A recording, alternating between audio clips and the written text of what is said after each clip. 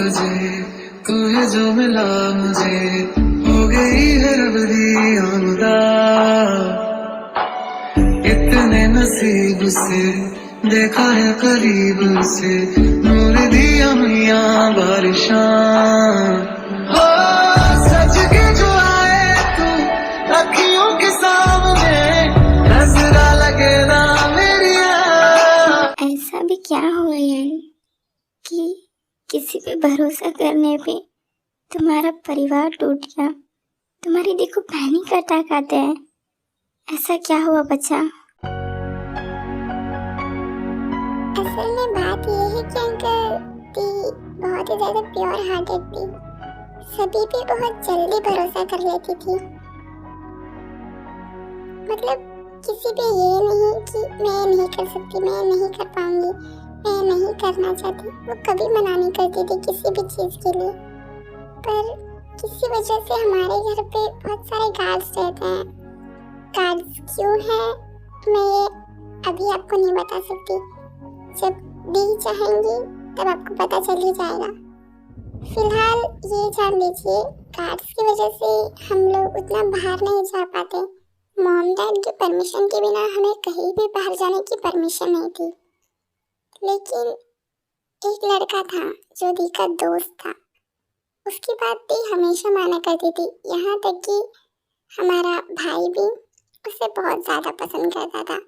इसलिए जब भी वो लड़का दी को बुलाता था या फिर हमारे भाई को इनवाइट करता था खेलने के लिए या फिर बाहर आने के लिए, तो दोनों ही अपने आप को रोक नहीं पाते थे, क्योंकि वो लड़का इतना ज़्यादा क्यूट और शायद उनके लिए बहुत अच्छा था उसका बिहेवियर। इसीलिए दोनों हमेशा उसकी बात माना करते थे। कभी कभी तो दी बिना परमिशन के ही बाहर चली जाया करती थी उसके साथ खेलने के लिए। पर एक दिन इसी गलती ने शायद उनकी लाइफ ऐसे बना दी। मतलब हम कुछ समझे नहीं। असल में एक दिन मॉम को पता चल गया था कि दी और भाई बिना परमिशन के बाहर जाते हैं खेलने के लिए। तो मॉम ने 2-3 दिन तक दी और भाई को बाहर जाने नहीं दिया। एक दिन मॉम किसी काम से बाहर गई हुई थी, तो वो को एक आइडिया आया दी और भाई को उसके घर बुलाने का। वो हाँ, दी उस लड़के को प्यार से वो बुलाया करती थी। तो वो ने एक प्लान बनाया कि वो हमारे भाई को फंसाएगा। मतलब वैसे तरीके से नहीं, मतलब दी मॉम को बहुत ज़्यादा मानती थी, मॉम की बातों को कभी नहीं टालती थी, उनके खिलाफ वो कभी नहीं जाती थी। इसलिए वो को पता था कि दी कभी नहीं आएंगे उसके घर, इसीलिए वो उन्हें घर के लैंडलाइन पे कॉल किया और कॉल भाई ने उठाया और वो को मौका मिल गया भाई को अपने घर बुलाने का, साथ ही साथ दी को भी, क्योंकि अगर भाई आएंगे तो ऑफ कोर्स दी भी आएंगी। इसलिए वो उन्हें भाई के साथ प्लान किया। उसने ये कहा भाई से कि आज उसका बर्थडे है और वो घर पे अकेला है, कोई दोस्त भी नहीं है, तो उसे बहुत ज़्यादा बुरा लग रहा है। वो चाहता है कि दी और भाई उसके घर जाए ताकि उसका बर्थडे सेलिब्रेट करे और साथ में थोड़ा टाइम भी स्पेंड करे। और भाई तो वो उसे बहुत ज़्यादा प्यार करते थे, अपना आइडल मानते थे, बहुत ज़्यादा पसंद करते थे उसे। तो वो की बात भाई कैसे टाल सकते थे, इसलिए कॉल कट करने के बाद वो दी के पास गए और उन्होंने कहा कि वो से मिलना है, क्योंकि आज वो का बर्थडे है और उसके घर पे कोई भी नहीं है। उसे बुरा लग रहा होगा कि उसके घर पे कोई नहीं है, उसके कोई फ्रेंड्स नहीं है, इसलिए हमें जाना चाहिए। भाई बहुत ज़्यादा जिद करने लगे थे। दी ने बहुत ज़्यादा मना किया जाने से, क्योंकि किसी की भी परमिशन नहीं थी उन्हें बाहर जाने की, बाहर खतरा हो सकता था।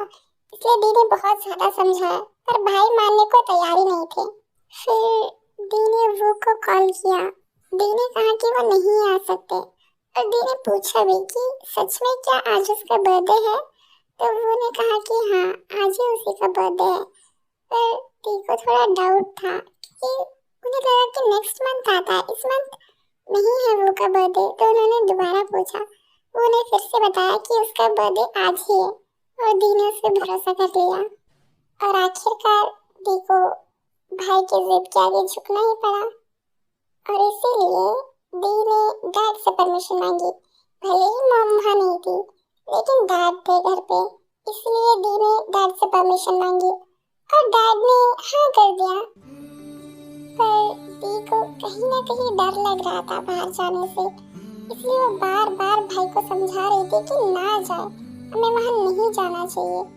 पर भाई मानने को तैयार नहीं थे और गलती से वो उस कार में बैठ गए जिस कार की ब्रेक फेल थी। भाई को खुश देखकर दी भी बहुत ज्यादा खुश थी कि बहुत दिनों के बाद हमें घर से बाहर जाने का मौका मिला। दी सच में खुश थी भाई के चेहरे पे मुस्कुराहट देखकर।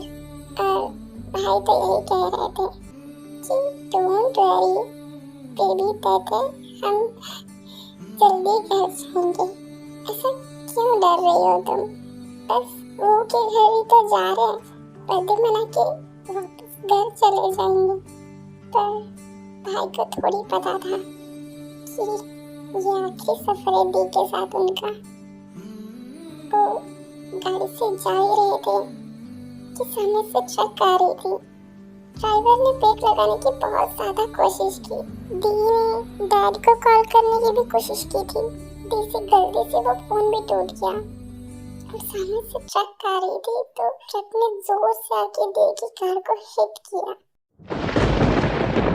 दी ने भाई को कवर किया हुआ था पर फिर भी भाई का सिर बहुत जोर से विंडो से टकराया और बहुत ज्यादा ब्लीडिंग की वजह से जब तक हम हॉस्पिटल जाते तब तक भाई जा चुके थे। एक ही पल में दी की सारी खुशियां उनसे छिन गई थी और जब ये मॉम को पता चला और ये सब देखकर मॉम ने दी को जिम्मेदार ठहराया क्योंकि वो बड़ी थी, वो अपने भाई को समझा सकती थी कि वहाँ ना जाए, पर फिर भी उन्होंने ऐसा नहीं किया, वो खुद उनके साथ चली गई। मॉम ने गुस्से में दी को बहुत भला बुरा कहा पर मॉम ने एक बार भी दी की तरफ मुड़ के भी नहीं देखा कि उनको क्या हुआ है। दी सच में मरते मरते बची थी। उनको 2 हफ्ते बाद होश आया था, इतनी ज्यादा चोट लगी थी उनको, पर मॉम ने उनकी परवाह नहीं की क्योंकि मॉम ने भी अपना बेटा खो दिया था हमेशा के लिए। वो कैसे दी को इतनी जल्दी माफ कर पाती। यहाँ तक कि मॉम ने तो दी को अपनी बेटी मानने से इनकार कर दिया था। तब पहली बार मॉम और डैड के बीच में बहुत बड़ी लड़ाई हुई और उसके बाद घर में रोज झगड़े होने लगे। फिर मॉम ने डैड से डिवोर्स ले लिया। ताई ने तुम्हारी मॉम को नहीं बताया कि उनकी कोई गलती नहीं थी? नहीं, उन्होंने कुछ नहीं बताया क्योंकि मॉम की इतनी ज्यादा कड़वी बात सुन के दी को भी लगने लगा था कि सच में उन्हीं की गलती है। उन्होंने खुद अपने भाई को अपने हाथ से मार दिया, खुद जिम्मेदार है, ये वो मान चुकी थी। इसलिए उन्होंने किसी को कुछ नहीं बताया कि ये सब कैसे क्यों हुआ। उन्होंने खुद को जिम्मेदार ठहराया और वो का नाम कभी नहीं लिया। उन्होंने ये मान लिया कि ये सब उनकी वजह से हुआ है। और उस दिन के बाद मॉम ने ना डैड से बात की ना दी से, और वो इस कंट्री को छोड़ के चली गई। और उसके बाद जब भी वो कोई एक्सीडेंट देखती या तो उनको पैनिक अटैक आता है, और जब भी उनके ख्याल में आता है कि कोई उसका अपना दूर जा रहा है उससे, कोई उसका अपने को चोट पहुंचा रहा है, तो उन्हें पैनिक अटैक आते हैं और इतना गुस्सा आता है कि वो खुद को कंट्रोल नहीं कर पाती। और उसके बाद जब उनको होश आता है तो उनको कुछ भी याद नहीं होता। इसलिए आज वो आउट ऑफ कंट्रोल हो गई थी। पर मैं एक बात नहीं समझी यान, जिहोब के लिए ऐसा क्यों? कल के दिन में जिहोब के लिए क्या है? क्योंकि भाई के जाने के बाद दी जब पूरी तरह अकेली थी, घर से बिल्कुल बाहर नहीं आती थी, खुद को एक कमरे में लॉक कर लिया था उन्होंने। और एक दिन फोर्सफुली डैड ने उनको स्कूल भेजा, तभी उनकी मुलाकात जिहोप से हुई। दी ने जिहोप में अपने भाई को देखा।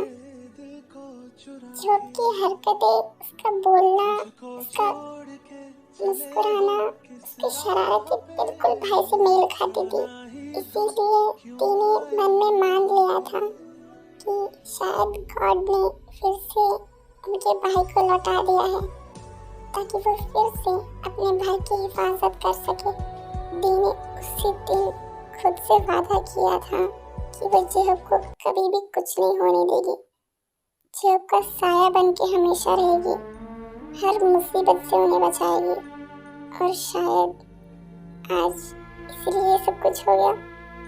शायद जिहोप को कोई परेशान कर रहा था, इसलिए दी को इतना गुस्सा आ गया। काफी साल पहले ही जिहोप वापस कोरिया आ गया था। तब ताई कैसे रही? दी का दिन गुजारना बहुत ज्यादा मुश्किल था उस टाइम पे, क्योंकि जिहोप नहीं थे उनके पास और वो खुद को फिर से लोनली समझने लगी थी। फिर मैं उनकी जिंदगी में आई। मैंने उन्हें इतना ज्यादा बिजी कर दिया खुद में कि उन्हें ये सब सोचने का मौका ही नहीं मिला। वो छोटी सी उम्र में मेरी माँ बन गई। मेरी माँ बन के मुझे परवरिश की उन्होंने। सोचने का कि जिहोप कहाँ है या उनकी माँ कहाँ है, ये सब क्या हुआ उनके साथ, ये सोचने का मैंने उनको मौका ही नहीं दिया। उनको खुद में इतना बिजी रखा कि वो सब कुछ भूल गई। पर कहीं ना कहीं उनकी खुशी उस चीज़ में बिल्कुल नहीं थी और मुझे उनकी मुस्कान लौटानी थी। एक दिन मैंने दी की डायरी पढ़ी जो दी रोज लिखा करती थी। उसमें लिखा हुआ था जिहोप के बारे में और तब मुझे पता चला कि जिहोप कोरिया में रहते हैं। इसलिए मैंने डैड से जिद की कि दी को कोरिया भेजे पढ़ने के लिए या फिर घूमने के लिए, जैसा भी हो पर दी को कोरिया जाना चाहिए। डैड ने बहुत मना किया क्योंकि भाई के बाद डैड दी को नहीं खोना चाहते थे। मैंने डैड को बहुत ज़्यादा समझाया। उसके बाद डैड ने दी को मनाया। दी भी मान नहीं रही थी। वो आना नहीं चाहती थी कोरिया क्योंकि कोरिया में बहुत सारी यादें हैं उनकी, बुरी भी और शायद अच्छी भी, इसलिए वो कोरिया नहीं आना चाहती थी। जब मॉम ने डैड को डिवोर्स दिया तभी हमने कोरिया छोड़ दिया और हम पेरिस में शिफ्ट हो गए।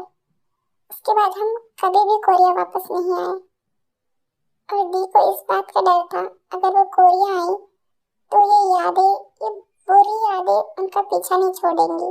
पर मैंने उनकी डायरी पढ़ी हुई थी और जिहोप के कुछ थॉट्स उसमें लिखे हुए थे। मतलब शायद जिहोप ने दी को कहे होंगे, वो दी ने लिखा हुआ था उनकी डायरी में। तो वो मैंने दोहराया और दी को सडनली फ्लैश हुआ कि जिहोप भी तो कोरिया में ही है और दी मान गई। फिर मैंने दी को यहाँ भेज दिया। उन्हें पता ही नहीं चला कि उनको भेजने वाली मैं थी, तो खुद नहीं आई थी।